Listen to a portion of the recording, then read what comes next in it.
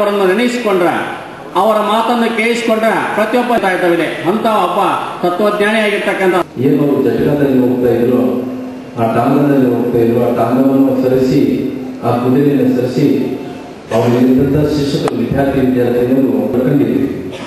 ಆದರೆ ಇವತ್ತು ನಾನು ಎಲ್ಲ ರೀತಿಯಲ್ಲೂ ಕೂಡ ಇವತ್ತು ಸರ್ವೇಪಡೆ ರಾಧಾಕೃಷ್ಣ ಅವ್ರನ್ನ ಶಿಕ್ಷಕರನ್ನ ಎಲ್ಲ ರೀತಿಯಲ್ಲೂ ಕೂಡ ನಾವು ಸ್ಮರಿಸಬೇಕಾಗುತ್ತೆ. ಇವರಿಗೂ ಕೂಡ ಬೇಂದ್ರೆಯವರನ್ನ ಜೊತೆಯಲ್ಲಿ ನಮ್ಮ ಇಲ್ಲಿನ ಗುರುಗಳಾದಂಥ ಗಡದವರ ಗುರುಗಳನ್ನ, ಅಯ್ಯಂಗಾರ್ ಗುರುಗಳನ್ನ, ಅಣಿಗಿರಿ ಗುರುಗಳನ್ನ ನಾವು ಈ ಭಾಗದಿಂದ ನೆನೆಸ್ಕೊಳ್ಬೇಕಾಗುತ್ತೆ. ಇವತ್ತು ಸಾಮಾನ್ಯ ವ್ಯಕ್ತಿ ಒಬ್ಬ ಯಾವ ರೀತಿ ನೆನೆಸಿದ್ರೆ ಸಾಮಾನ್ಯವಾದಂಥ ಒಬ್ಬ ವ್ಯಕ್ತಿ ಅವರ ಮಕ್ಕಳನ್ನು ಮಾತ್ರ ಪ್ರೀತಿಯನ್ನು ಕೊಡ್ತಾರೆ. ಅದೇ ರೀತಿಯಲ್ಲಿ ಶಿಕ್ಷಕರು ಅವರಲ್ಲಿ ಇದ್ದಂಥ ಸಾವಿರಾರು ಮಂದಿ ಮಕ್ಕಳಿಗೆ, ವಿದ್ಯಾರ್ಥಿಗಳಿಗೆ ಅವರು ಎಲ್ಲ ರೀತಿಯಲ್ಲಿ ಸಹಕಾರವನ್ನು ಕೊಟ್ಟು, ಬೆಂಬಲವನ್ನು ಕೊಟ್ಟು ಅವರು ಯಾವ ರೀತಿ ಒಡಹುಟ್ಟಿದಂಥ ಮಕ್ಕಳನ್ನು ಪ್ರೀತಿಸುತ್ತಾರೋ ಅದೇ ರೀತಿಯಲ್ಲಿ ಅವರು ವಿದ್ಯಾರ್ಥಿಯನ್ನು ಪ್ರೀತಿಸಿಕೊಂಡು ಬಂದಿದ್ದಾರೆ. ಅದೇ ರೀತಿಯಲ್ಲಿ ಇವತ್ತು ನಮ್ಮ ಶಿಕ್ಷಕರ ದಿನಾಚರಣೆ ಅಂಗವಾಗಿ ಇವತ್ತು ನಾನು ಕೆಲವೊಂದು ಮಾತುಗಳನ್ನು ಹೇಳಬೇಕಾದ್ರಿಂದ ಒಬ್ಬ ರಾಜ, ಒಂದು ಚಿಕ್ಕ ಕಥೆ ಅನ್ನೋದ್ರಿಂದ ಶ್ರೇಷ್ಠ ರಾಜ ಇವತ್ತು ಚಾಣಕ್ಯ ಅನ್ನೋಂಥ ವ್ಯಕ್ತಿ ಇವತ್ತು ಯಾವ ರೀತಿ ಅಂದ್ರಿಗಿನ ಮಗುವಿಗೆ ನಾನು ಹಣ ಮತ್ತು ಬಂಗಾರ ಕೊಡಬಲ್ಲೆ, ಆದರೆ ಬುದ್ಧಿ ಮತ್ತು ಹೈವನ್ನು ಕೊಡಲು ನಾನು ಅಸಮರ್ಥನಾಗಿದ್ದಂಥ ಮಾತು ಒಬ್ಬ ತಂದೆ ಹೇಳ್ತಾದ್ರಿಂದ ಅದು ಎಲ್ಲ ರೀತಿಯಲ್ಲಿ ಕೂಡ ಒಬ್ಬ ಶಿಕ್ಷಕನು ಮಾತ್ರ ಅವರಿಗೆ ಬುದ್ಧಿ ಮತ್ತು ಭಾಗ್ಯವನ್ನು ಕೊಡಲಿಕ್ಕೆ ಸಾಧ್ಯ ಅನ್ನೋಂಥ ಮಾತು ಚಾಣಕ್ಯರು ಹೇಳಿದಂಥ ಮಾತು, ನಾನು ಹೇಳಿದಂಥ ಚಾಣಕ್ಯರು ಹೇಳಿದಂಥ ಮಾತು. ಅದೇ ರೀತಿಯಲ್ಲಿ ಕಬೀರನು ಕೂಡ ಅದೇ ರೀತಿಯಲ್ಲಿ ಕೂಡ ಅವರು ಹೇಳ್ತಾರೆ, ಗುರು ಮತ್ತು ಗೋವಿಂದನ್ ಬಂದು ನಿಂತಲಿನ ಫಸ್ಟ್ ಗೋವಿಂದನ ಕಡೆ ಹೋಗಿ ನಮಸ್ಕಾರ ಇರಬೇಕಾ, ಗುರುವಿನ ಕಡೆ ಹೋಗಿ ನಮಸ್ಕಾರ ಇರಬೇಕಂದ್ರಿನ ಅಲ್ಲಿ ಹೇಳಿದಂಥ ಮಾತೇನಂದ್ರೆ ಗುರುವಿಗೆ ಫಸ್ಟ್ ನಮಸ್ಕಾರ ಮಾಡಿ ನಂತರ ಗೋವಿಂದನಿಗೆ ನಮಸ್ಕಾರ ಮಾಡೋದಂಥ ಮಾತು ಕಬೀರನ ಹೇಳಿದಂಥ ಮಾತು. ಅದೇ ರೀತಿಯಲ್ಲಿ ಗುರುವಿಗೆ ಎಲ್ಲ ರೀತಿಯಲ್ಲಿ ಕೂಡ ಒಂದು ದೊಡ್ಡ ಕೊಡುಗೆ ಇದೆ. ಅದೇ ರೀತಿಯಲ್ಲಿ ಮುಸಲ್ಮಾನರು ಅಲ್ಲನನ್ನು ಪ್ರಾರ್ಥನೆ ಮಾಡ್ತಾರೆ, ಅದೇ ರೀತಿ ಕ್ರಿಶ್ಚಿಯನ್ರು ಯೇಸುವನ್ನು ಪ್ರಾರ್ಥನೆ ಮಾಡ್ತಾರೆ, ಹಿಂದೂಗಳು ಬಾಲರಾಮ ಬೇರೆ ಬೇರೆ ದೇವರುಗಳನ್ನು ಪ್ರಾರ್ಥನೆ ಮಾಡ್ತಾರೆ. ಅದೇ ರೀತಿಯಲ್ಲಿ ಜಾತಿ ಪಂಥವನ್ನು ಮರೆತು ಇವರು ಎಲ್ಲರೂ ಕೂಡ ಗುರುಗಳನ್ನು ಮಾತ್ರ ನಾವು ದೇವರ ತರ ನಾವು ಭಾವಿಸ್ಕೊಂಡು ದಿನನಿತ್ಯ ಅವರನ್ನ ನಾವು ಯಾವ ರೀತಿಯಲ್ಲಿ ಕಾಯ್ಕೊಂಡ್ರೆ ಗೌರವವನ್ನು ಕೊಡಬೇಕಾಗುತ್ತೋ ಗುರುಗಳನ್ನು ನಾವು ಗೌರವವನ್ನು ಕೊಡಬೇಕಾಗುತ್ತೆ. ಇವತ್ತು ಶಿಕ್ಷಕರ ದಿನಾಚರಣೆ ಅಂಗವಾಗಿ ಏನು ಟೀಚರ್ಸ್ ಆರ್ ನ್ಯಾಷನಲ್ ಬಿಲ್ಡರ್ಸ್ ಅನ್ನುವಂಥ ಮಾತು ನಾವು ಇಡೀ ರಾಜ್ಯದಲ್ಲಿ, ಇಡೀ ದೇಶದಲ್ಲಿ ಕೇಳ್ತೇವೆ. ನಮ್ಮ ದೇಶದಲ್ಲಿ ಸೆಪ್ಟೆಂಬರ್ 5ರಂದು ಶಿಕ್ಷಕರ ದಿನಾಚರಣೆಯನ್ನು ಆಚರಿಸಿಕೊಂಡು ಬರ್ತಾ ಇದೆ. ಅದೇ ರೀತಿಯಲ್ಲಿ ಅಕ್ಟೋಬರ್ 5ರಂದು ವರ್ಲ್ಡ್ ಟೀಚರ್ಸ್ ಡೇ ಅಂತ ಆಚರಿಸಿಕೊಂತ 1944ರಿಂದಲೇ ಕೂಡ ಪ್ರಾರಂಭವಾಗಿ ಇವತ್ತುವರೆಗೂ ಕೂಡ ವರ್ಲ್ಡ್ ಟೀಚರ್ಸ್ ಡೇ ಅಂತ ಒಂದು ದಿನಾಚರಣೆಯನ್ನು ಕೂಡ ನಾವು ಇವತ್ತು ಎಲ್ಲ ರೀತಿಯಲ್ಲೂ ಕೂಡ ನಾವು ನೋಡ್ತೇವೆ. ಅದಕ್ಕೋಸ್ಕರ ಇವತ್ತು ಶಿಕ್ಷಕರ ದಿನಾಚರಣೆ ಅಂಗವಾಗಿ ಪ್ರತಿಯೊಬ್ಬರು ಕೂಡ ಇವತ್ತು ಮುಂಚೆಯಿಂದ ಕೂಡ ನಾವೆಲ್ಲರೂ ಕೂಡ ಶಿಕ್ಷಕರನ್ನ ನಾನು ಹೇಳ್ತಾ ಇದ್ದಂಥ ಮಾತಿಷ್ಟೇ, ಶಿಕ್ಷಕರು ಇವತ್ತು ಯಾವೊಬ್ಬ ವಿದ್ಯಾರ್ಥಿಯವರು ಒಂದು ಒಳ್ಳೆಯ ಮಟ್ಟಕ್ಕೆ ಹೋಗಬೇಕು.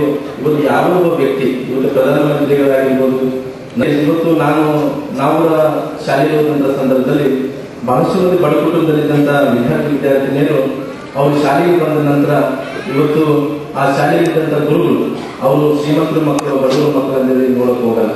ಅವ್ರಿಗೆ ಬೇಕಾಗಿ ಒಂದೇ ಒಂದು ಗುರಿ ಏನಂದ್ರೆ ಅವರು ಒಡೆಯೊಟ್ಟಿದಂಥ ಮಕ್ಕಳನ್ನು ಮನೆಯಲ್ಲಿ ಬಿಟ್ಟು ಅವ್ರು ಎಲ್ಲಿ ಹೋಗ್ತಾರೆ, ಯಾವ ಶಾಲೆಗೆ ಹೋಗ್ತಾರೆ ಅಂತ ನೋಡ್ಕೊಂತ ಜೊತೆಲಿ ಶಾಲೆಗೆ ಬಂದ ನಂತರ ನಮ್ಮ ಎಲ್ಲ ವಿದ್ಯಾರ್ಥಿನಿಯರು ಒಂದು ಕುಟುಂಬದ ರೀತಿಯಲ್ಲಿ ಒಂದು ಪಾಲಿಸಿ ಎಲ್ಲ ರೀತಿಯಲ್ಲಿ ಕೂಡ ಬಡವರ ಮಕ್ಕಳಲ್ಲ, ಶ್ರೀಮಂತರ ಮಕ್ಕಳಲ್ಲ, ಅವರೆಲ್ಲರ ಗುರುಗಳ ಉದ್ದೇಶ ಏನಂದ್ರೆ ಅವ್ರು ಚೆನ್ನಾಗಿ ಓದ್ಕೋಬೇಕು, ಅವ್ರು ವಿದ್ಯಾವಂತರಾಗಬೇಕು, ಭಗವಂತನ ಆಶೀರ್ವಾದದಿಂದ ಸರ್ಕಾರಿ ನೌಕರಸ್ಥರಾಗಬೇಕು, ಅವರು ಒಳ್ಳೆಯ ಸ್ಥಾನ ಕೊಡಬೇಕು, ಡಾಕ್ಟರ್ಗಳು, ಇಂಜಿನಿಯರ್ಗಳು ಆಗಬೇಕು ಅಂತ ಯಾವ ರೀತಿ ಒಬ್ಬ ತಾಯಿ ಪ್ರೀತಿಯನ್ನು ಕೊಡ್ತಾರೋ ಆ ತಾಯಿ ಪ್ರೀತಿಗೆ ಮಿಂಚಿದಂಥ ಪ್ರೀತಿ ಯಾವುದಂದ್ರೆ ಗುರುಗಳು ಕೊಟ್ಟಂತ ಪ್ರೀತಿ ಅವತ್ತು ಜೀವನದಲ್ಲಿ ಇವತ್ತು ಮರೆಯಕ್ಕಾಗಲ್ಲ. ಅಂತ ಪ್ರೀತಿಯನ್ನು ಕೂಡ ಮುಂಚೆಯಿಂದ ಕೂಡ ಕೂಡ್ಕೊಂಡ್ಬಂತೀವಿ. ಆದ್ರೆ ಇವತ್ತು ನಾವೆಲ್ಲರೂ ನಾನು ಕೂಡ ಸಾಕಷ್ಟು ಸಾರಿ ಹೇಳ್ತಾ ಇದ್ದೆ, ನನ್ನ ಜೀವನಮಾನದಲ್ಲಿ ಗುರುಗಳನ್ನು ಮರೆಯಬಾರದು, ಗುರುಗಳನ್ನು ಮರೆಯುವಂಥ ಕೆಲಸ ತಾವ್ಯಾರು ವಿದ್ಯಾರ್ಥಿಗಳನ್ನು ಮಾಡಬಾರ್ದು. ಅವರು ಸ್ವಾರ್ಥದಿಂದ ಏನು ಕೆಲಸಗಳನ್ನು ಮಾಡ್ತಾ ಇದ್ರು ಎಲ್ಲ ರೀತಿಯಲ್ಲೂ ಕೂಡ ಇವತ್ತು ಎಲ್ಲ ರೀತಿಯಲ್ಲಿ ಕೂಡ ಭಗವಂತ ಶಿಕ್ಷಕರಿಗೆ ಒಂದು ಒಳ್ಳೆ ಭಗವಂತ ಎಲ್ಲ ರೀತಿಯಲ್ಲಿ ಕೂಡ ಒಂದು ಒಳ್ಳೆಯದಾಗಲಿ ಅಂತೇಳಿ ನಾನು ಭಗವಂತನಲ್ಲಿ ಪ್ರಾರ್ಥನೆ ಮಾಡ್ತಾ, ಮೊನ್ನೆ ಸರ್ಕಾರದಲ್ಲಿ ಸಾಕಷ್ಟು ಸವಲತ್ತುಗಳು ಎಲ್ಲ ಶಾಲೆಗಳಿಗೆ ಕೊಡ್ಕೊಂತ ಬರ್ತೇವೆ. ಅದೇ ರೀತಿಯಾಗಿ 650 ಅನುದಾನಿತ ಶಾಲೆಗಳಿಗೆ ಸುಮಾರು 4,000 ಶಿಕ್ಷಕರಿಗೆ ಇವತ್ತು ಬಹಳಷ್ಟು ವರ್ಷಗಳಿಂದ ಬಾಕಿ ವೇತನ ಏನು ಸರ್ಕಾರದಲ್ಲಿ ಉಳಿದೋಗಿತ್ತು, ಸನ್ಮಾನ್ಯ ಮುಖ್ಯಮಂತ್ರಿಗಳಾದಂತಹ ಶಿಕ್ಷಕರ ದಿನಾಚರಣೆ ಕೊಡುಗೆಯಾಗಿ ಇವತ್ತು ಎಲ್ಲಾ ರೀತಿಯಲ್ಲಿ ಕೂಡ ಪ್ರತಿ ವರ್ಷ ಸರ್ಕಾರಕ್ಕೆ ಏನು ಚೆಕ್ ಅನ್ನು ಬಾಕಿ ಇತ್ತು 70 ಕೋಟಿ ರೂಪಾಯಿ ಹಣವನ್ನು ಕೂಡ ಅವರು ಮಂಜೂರಾತಿಯನ್ನು ಮಾಡಿ ಇನ್ನು ಮುಂದೆ ಯಾವ ಶಿಕ್ಷಕರು ಯಾವ ರೀತಿಯಲ್ಲಿ ಕೂಡ ನಮ್ಮ ಏನು ಬಾಕಿ ಉಳಿಬಾರದು, ವೇತನ ಬಾಕಿ ಉಳಿಬಾರದು ಅಂದ್ರೆ ಅನುದಾನಿತ ಶಿಕ್ಷಕರು 650 ಮಂದಿಗೆ ಇವತ್ತು ಎಲ್ಲಾ ರೀತಿಯ ಸಂಪೂರ್ಣವಾಗಿ 4 ದಿನದ ಹಿಂದುಗಡೆ ಹಣವನ್ನು ಕೂಡ ಮಂಜೂರಾತಿಯನ್ನು ಮಾಡಿ ಇವತ್ತು ಎಲ್ಲಾ ರೀತಿಯಲ್ಲಿ ಕೂಡ ಇವತ್ತು ನಮ್ಮ ಸನ್ಮಾನ್ಯ ಮುಖ್ಯಮಂತ್ರಿಗಳು ಅದು ವ್ಯವಸ್ಥೆಯನ್ನು ಮಾಡಿಕೊಟ್ಟಿದ್ದಾರೆ. ಇವತ್ತು ಬಹಳಷ್ಟು ದಿನನಿತ್ಯ ಅವರು ಶಾಲೆಗೆ ಹೋಗಿ ಎಲ್ಲಾ ರೀತಿಯಲ್ಲಿ ಕೂಡ ಮಕ್ಕಳನ್ನು ಒಂದು ಒಳ್ಳೆ ಮಾರ್ಗದರ್ಶನ ಬರಬೇಕು, ಒಂದು ದಾರಿಗೆ ಬರಬೇಕು. PDP ಮೀಟಿಂಗ್ ಅಲ್ಲಿ SSLC ಎಕ್ಸಾಮಿನೇಷನ್ ಸಂದರ್ಭದಲ್ಲಿ ಈ ಬಾರಿ ಬಹಳಷ್ಟು 34-35ನೇ ರ್ಯಾಂಕ್ ಅನ್ನು ಕೂಡ 34-35ನೇ ಇವತ್ತು ಸ್ಥಾನವನ್ನು ಪಡೆದಿದೆ. ಆ ಸ್ಥಾನವನ್ನು ಪಡೆದಕ್ಕೋಸ್ಕರ ಮುಂಬರುವಂತಹ ದಿನಗಳಲ್ಲಿ ಬಹಳಷ್ಟು ಹಿಂದೆ ಪಡೆದಿದೆ ಅನ್ನೋ ವಿಷಯ ಕೂಡ KDP ಕೂಡ ನಾವು ಚರ್ಚೆಯನ್ನು ಮಾಡಿದ್ವಿ.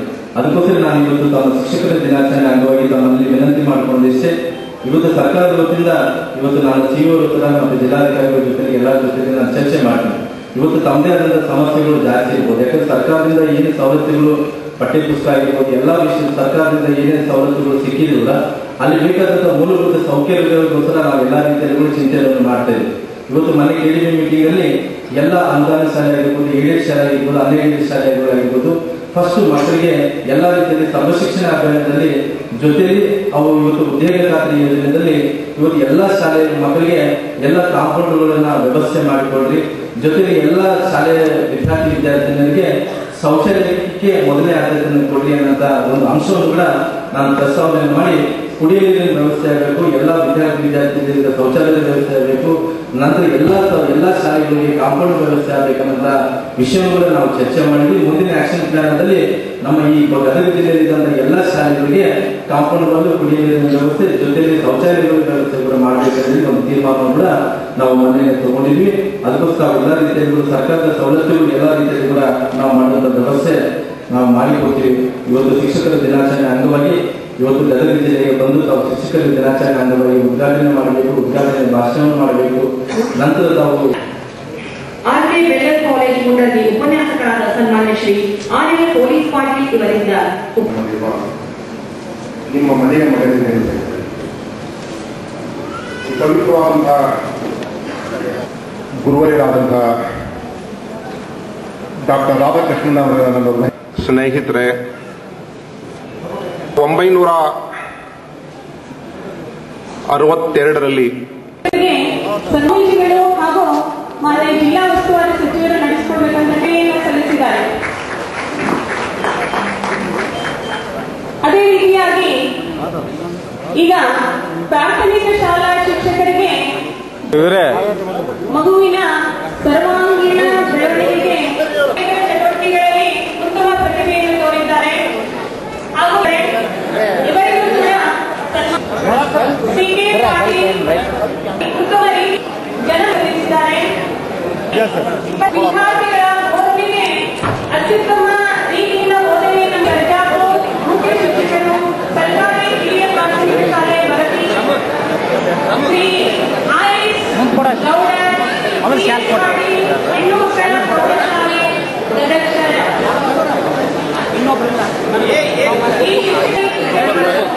ಇವರ ಸೇವೆ 15 ವರ್ಷ ಸೇವೆಯನ್ನು ಸಲ್ಲಿಸಿ ಅದರ ಜೊತೆಗೆ ಕ್ರಿಯಾ ಯೋಜನೆಯನ್ನು ಕೂಡ ಉತ್ತಮ ರೀತಿಯಿಂದ ಮಾಡಿದ್ದಾರೆ. CS ಪಾಟೀಲ್ ಹೆಣ್ಣು ಮಕ್ಕಳ ಪ್ರೌಢಶಾಲೆ ಗದಗ ಶಹರ ಗದಗ, ಸಿಟಿ ಶೆಟ್ಟಿ ಆಂಗ್ಲ ಮಾಧ್ಯಮ ಪ್ರೌಢಶಾಲೆ ಗದಗ ಶಹರ ಗದಗ. ಈ 3 ಪ್ರೌಢಶಾಲೆಯ ಮುಖ್ಯೋಪಾಧ್ಯಾಯರು ಉತ್ತಮ ಸಂಪ್ರದಾಯವನ್ನು ಹಮ್ಮಿಕೊಂಡಿದ್ದು ಆ ಶಾಲೆಗಳಿಗೆ ಪ್ರಶಸ್ತಿ ಕೊಟ್ಟು ರಾಜ್ಯ ಶಿಕ್ಷಕರ ಕಲ್ಯಾಣ ನಿಧಿ ಸಂಸ್ಥೆ ವಿಭಾಗದ ಶ್ರೀಮಾವಳಿಯಿಂದ ಈ ಸಂಸ್ಥೆಯ ಕೈಗಾರಿಕೆ ಕಾರ್ಯಕ್ರಮವನ್ನು ಯಶಸ್ವಿಗೊಳಿಸುತ್ತಿದ್ದಾರೆ.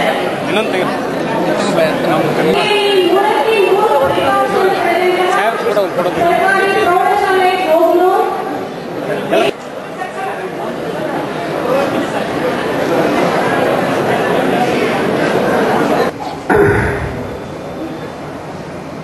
ಶಿಕ್ಷಕರ ಅಲ್ಲ, ಅಧಿಕಾರದಿಂದಲ್ಲ, ಪ್ರೀತಿಯಿಂದ ಗೆಲ್ಲಬೇಕು.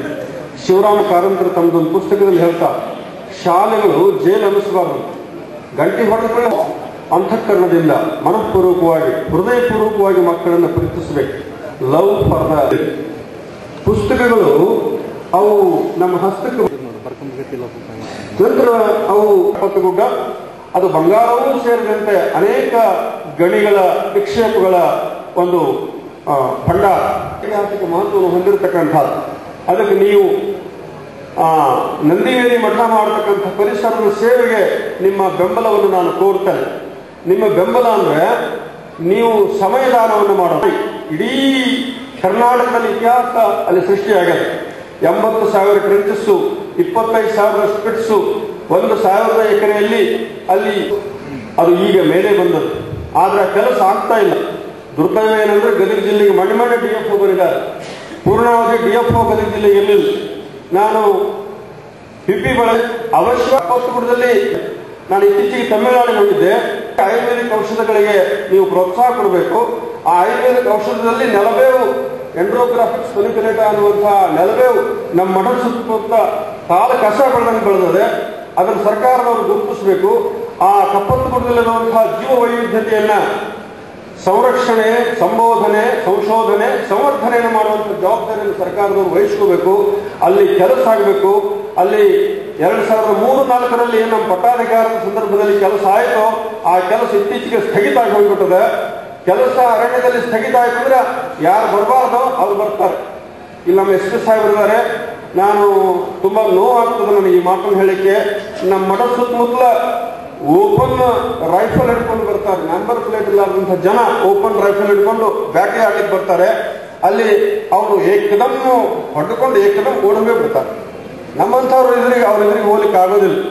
ಈ ಹಿನ್ನೆಲೆಯೊಳಗೆ ಕಪ್ಪತ್ತಗುಡ್ಡವನ್ನ ಪೂರ್ಣ ಪ್ರಮಾಣದಲ್ಲಿ ರಕ್ಷಿಸತಕ್ಕಂತಹ ನೈತಿಕ ಜವಾಬ್ದಾರಿಯನ್ನು ಕರ್ನಾಟಕ ಸರ್ಕಾರದವರು ಹೊತ್ಕೊಳ್ಬೇಕು.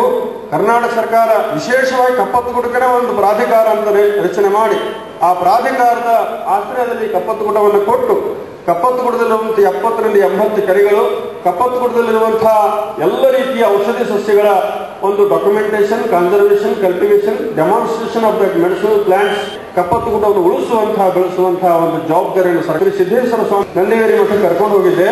ಶಿಬಿರ ಮಾಡಿ ನಾನು 10 ದಿವಸ ಬಂದು ಕ್ಯಾಂಪ್ ಮಾಡ್ತೇನೆ ಅಂತ ಇಲ್ಲ. ಸ್ವಾಮಿ, ನಮ್ಮ ಮಠಕ್ಕೆ ಒಂದು ಸರ್ವಋತು ರಸ್ತೆ ಇಲ್ಲ, ನಮ್ಮ ಮಠಕ್ಕೆ ಅನುಕೂಲತೆಗಳಿಲ್ಲ. ಆ ಕಾರಣದಿಂದ ನಾನು ನನ್ನ ಮಠಕ್ಕಾಗಿ ನನಗಾಗಿ ಕೇಳ್ತಾ ಇಲ್ಲ. ನೀವು ಒಮ್ಮೆ ವಿಸಿಟ್ ಮಾಡಿ ನಂದಿವೇರಿ ಮಠಕ್ಕೆ ಅಲ್ಲಿ ಬಂದು ನಮ್ಮ ಖಾಜಿಯವರು ಮತ್ತು ಎಲ್ಲ ಶಿಕ್ಷಣ ಅಧಿಕಾರಿಗಳು ಸೇರಿಕೊಂಡು ಅನುಭವ ಹಂಚಿಕೆ ಕಾರ್ಯಾಗಾರವನ್ನು ಮಾಡಬಹುದು. ಅಲ್ಲಿ ವನಭೋಜನಕ್ಕೆ ಬರಬಹುದು. ಅಲ್ಲಿ ಸಸ್ಯ ಸಂವರ್ಧನೆ ಕಾರ್ಯಕ್ರಮ ಇಟ್ಕೋಬಹುದು. ಈಗಂತೂ NRG ಸ್ಕೀಮ್ಗಳು ಸಾಕಷ್ಟು ಅನುಕೂಲತೆಗಳು ಬಂದಾವೆ. ಉಸ್ತುವಾರಿ ಮಂತ್ರಿಗಳು, ಜಿಲ್ಲಾ ಪಂಚಾಯತಿ ಕಾರ್ಮಿಕ ಅಧಿಕಾರಿಗಳು ಮತ್ತು ಸಂಬಂಧಪಟ್ಟವರೆಲ್ಲ ನಮ್ಮ ಕಪ್ಪತ್ತಗುಡ್ಡದ ಬಗ್ಗೆ, ವಿಶೇಷವಾಗಿ ನಂದಿವೇರಿ ಮಠದ ಬಗ್ಗೆ ನಾವು ಅಲ್ಲಿ ಗೋಶಾಲೆ ಮಾಡಬೇಕಂತಿದ್ದೇವೆ, ವೈದ್ಯ ಶಾಲೆ ಮಾಡಬೇಕಂತಿದ್ದೇವೆ, ವಿದ್ಯಾಶಾಲೆ ಮಾಡಬೇಕಂತಿದ್ದೇವೆ, ಜೊತೆಗೆ ಯೋಗ ಶಾಲೆ ಮಾಡಬೇಕು ಅಂತಿದ್ದೇವೆ.